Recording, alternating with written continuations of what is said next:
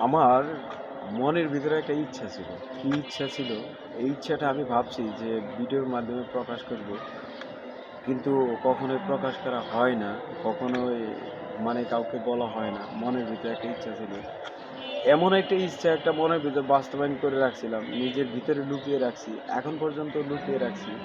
জানি না আল্লাহ তাআলা পূরণ করতে দিবে কিনা। আমি একদিন আমার আম্মার সাথে কথা বলছিলাম যে তার সাথে মোবাইলে কথা বলতে, বলতে বলছিলাম যে, "আম্মা, তুমি কখনো আমাদের দিনের নবী হযরত মুহাম্মদ সাল্লাল্লাহু আলাইহি সাল্লামকে দেখেছো?" আমার আম্মা মুচকি একটু হাসলো। হাসার পর উনি আমাকে এমনভাবে উত্তরটা দিয়েছিল যে, "হ্যাঁ, দেখছি।" আমি বললাম যে, "আম্মা কেমন, কেমন দেখছো? বিষয়টা আমাকে বলো।" তখন বিস্তারিত সবকিছুই বলল। আমরা হাদিসের ভিতরে জানি যখন আমাদের দিনের নবী হযরত মুহাম্মদ সাল্লাল্লাহু আলাইহি সাল্লামকে কেউ স্বপ্নে দেখবে, প্রকৃতপক্ষে তাকেই স্বপ্নে দেখবে। আমার মা আর সেই স্বপ্নের কথা যখন আমাকে বলল, তখন আমার মনের ভিতরে এমনটাই দাগ লাগলো, এমনটাই এমনভাবে দাগ লাগলো, কষ্টের দাগ না, এটা ভালো লাগার একটা দাগ। এমনভাবে লাগলো যেটা আমি কখনোই বুঝাতে পারবো না।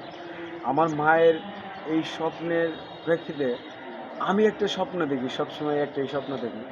আমার মাকে নিয়ে যেন আমি আমার দিনের নবী হযরত মুহাম্মদ সাল্লাল্লাহু আলাইহি সাল্লামের রওজা শরীফ দেখার জন্য তৌফিক আল্লাহ যেন দান করে। পবিত্র মক্কা শরীফে দেখার জন্য আল্লাহ তাআলা যেন সেই তৌফিক যেন দান করে। আমি সবসময় এই স্বপ্নটাই নিয়েই চেষ্টা করি, সবসময় লেগে থাকি যে কিভাবে আমি ওই জায়গায় যেতে পারবো। আমার যে বর্তমান পরিস্থিতি, যে বর্তমান অবস্থা, আমার স্বপ্ন আমি মনে হয় না পূরণ করতে পারবো। তবে আমার অনেক আশা আছে। আমি ফেসবুকে ভিডিও আপলোড করি।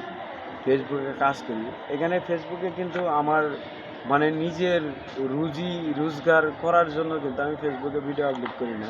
আমার ফেসবুকে ভিডিও আপলোড করার মানে অনেকের ইচ্ছাটা ছিল। আমি যদি ফেসবুক থেকে ভালো একটা বেনিফিট পাই, তাহলে আমি আমার মাকে নিয়ে আমার স্বপ্নটা আমি পূরণ করব। এটাই। এখন বর্তমানে আমার মা অসুস্থ, অসুস্থ মানে শরীরের দিকে মোটামুটি সুস্থ আছে কিন্তু অসুস্থ। আমার মায়ের একটা টাইফয়েড জ্বর হয়েছিল। জ্বরের কারণে তার চোখ আল্লাহ তাআলা তার দৃষ্টিশক্তিটা কমিয়ে দিয়েছেন। তার দৃষ্টিশক্তিটা এখন নাই বললেই চলে। তার দৃষ্টিশক্তিটা নাই। কিন্তু আমি জানি না যে আমার এই স্বপ্নটা, আমার মায়ের স্বপ্নটা, আমার মা আমার দিনের নবী হযরত মুহাম্মদ সাল্লাল্লাহু আলাইহি সাল্লামকে স্বপ্নে দেখেছেন।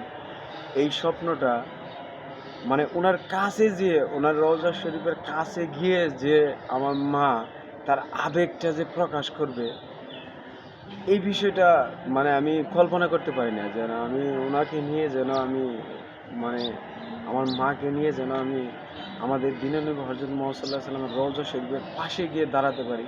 আমার মার আবেগটা আমি দেখার জন্য আমার খুবই ইচ্ছা। এটাই আমার বর্তমানে একটা স্বপ্ন। মানে এটা এতটা স্বপ্ন হিসেবে দাঁড়িয়েছে আমি কখনো জানি না। উপরে আল্লাহ আছে, আল্লাহকে সাক্ষী রাখলাম। আল্লাহকে সাক্ষী রেখে ভিডিওটা তৈরি করলাম। ঠিক আছে? আমি যদি নাও থাকি চলে যাই, কিন্তু আমার এই মনের কষ্টটা আমার এই ভিডিওটার মাধ্যমে থেকে যাবে সারা জীবন। আমি আল্লাহ তাআলাকে সাক্ষী রাখলাম। উনি যদি মনে করে যে উনার পিয়ারে হাবিবের রওজা শরীফের পাশে আমার মাকে নেওয়ার তৌফিক যদি আল্লাহ তাআলা দান করে, তাহলে পৃথিবীতে আমার চেয়ে খুশি, আমার চেয়ে হ্যাপি কেউ আর হবে না।